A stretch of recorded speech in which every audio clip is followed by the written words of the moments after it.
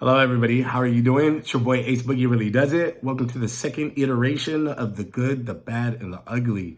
So today we're going to highlight the bad. And this refers to addiction and mental health. So again, my mission and my journey is to help you as I document what I'm going through. So with the bad comes the losses. It's when you start losing things. We're just going to jump right into this just like that. But yeah, generally the first one to go, and it could be anything but your relationship. So that's the thing that's going to take time, but it's always going to be degrading as long as you are in the situation that you are in, whether it's a fight with substance abuse or if it's a fight against your mental health.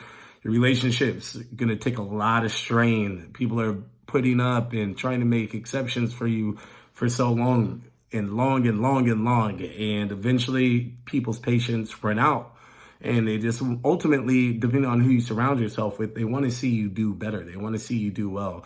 But everybody comes to that point when they're watching somebody slowly self-destruct that they realize there's nothing you can do for them and they have to let you go because you have to want this for yourself. So your relationships start to go, whether that's your spouse. Me personally, I lost my wife, I'd say 95% because of substance abuse. It's a very sad thing. I am healed and recovered over that now. But I mean, this is as really as it gets. Like I said, I'm a regular person. I'm just like you, just like me. And it's real. She did everything she could for me.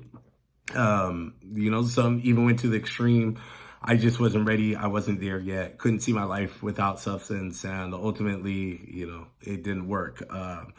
Lose relationships with your friends, again, depending on who you surround yourself with, your friends, the people that you like and that you associate with, they'll probably be the second ones to get tired of the same stuff. They'll see your patterns. They'll see that you're just getting worse. They'll see that you're not willing to make a change or willing to get help. That's if they care and love you. There's the other side of friends that will encourage you to keep using because maybe you're using with them. But they'll be the second ones to go. Your family, they're going to be the ones that are going to be hurt the most, because I mean, you was there from the beginning. This is the family, and nothing's worse than seeing your child, going through something like whether it's a mental health illness or whether it's substance abuse.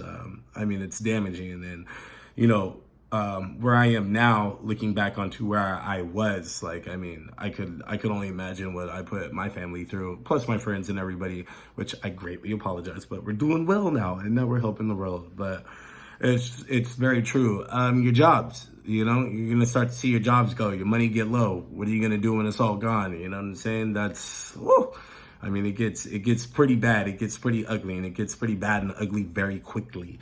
Whether you can't wake up, can't make it on time, your employer is going to get frustrated with all the excuses or the no calls and the no shows. I mean, don't expect them to keep employing somebody that's unreliable. I mean, we don't have to go back to the basics, but that's the basis. So,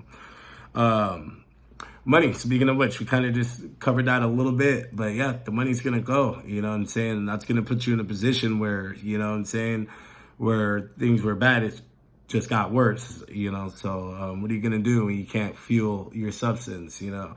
It's really tough. This is definitely very much a sickness, very much a demon that millions of people face, tens of millions of face around the world, and it's really truly a sad thing. But it is a beast. It is a beast to get a hold of. It is a beast to maintain, and it is a beast to defeat. Start telling lies, you're just a less desirable person, your thoughts about yourself just go through the floor, and you don't really care too much for living. Everybody at that point has turned their back on you, and it's not because they didn't have your back, it's just because they don't know what else to do for you. And, depending on the individual, sometimes people need tough love. Sometimes people know that they need that person to figure it out for themselves. That's the only way that they're going to get their success, if they're going to have it. So it's really a vicious cycle. You lose your control. You lose control over your life. All of a sudden things are happening around you. Hence, this is the losses part. Things are happening around you that you have no control over. You can't control free will. You can try to convince and express to people that you don't want to leave in your time of weakness, but they're going to, you can't really ask anybody to sit there and kind of watch you kill yourself off. I mean, that's torture, so yeah. when it comes to, the bad side, I mean, you lose everything. No matter, there's no good scenario. You could win the lotto in the middle of addiction or mental illness, and that's just a band-aid. You can surround yourself with people that are never ever gonna leave you, but everybody has a breaking point. I mean, there's no way where you can, as they say, have your cake and eat it too. There is no way where you can continue to use or continue to struggle without putting in some kind of work and keep everything the same, whether it's your job or your relationships or your control. There's no way. The drugs, the substance, the mental health is always going to win if you choose not to seek out help. How we do this?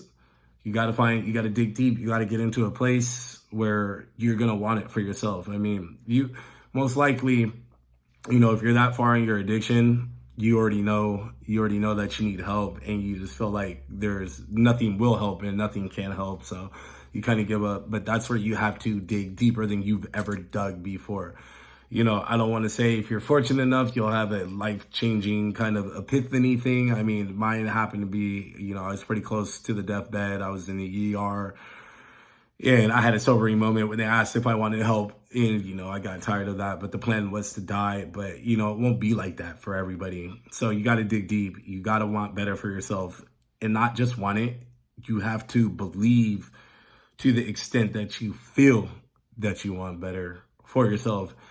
When you can get there, then there's going to be light at the end of the tunnel. Then you can start your journey. Then you can start getting help. But if it's people just pushing you, or you should do better, if you knew better, you do better, things like that, I mean, I wish you the most strength that you can, but usually it has to come from inside. You have to want it for yourself. Nobody can want it more for you than you want for yourself. So that's going to complete the part 2 of The Good, the Bad, the Ugly.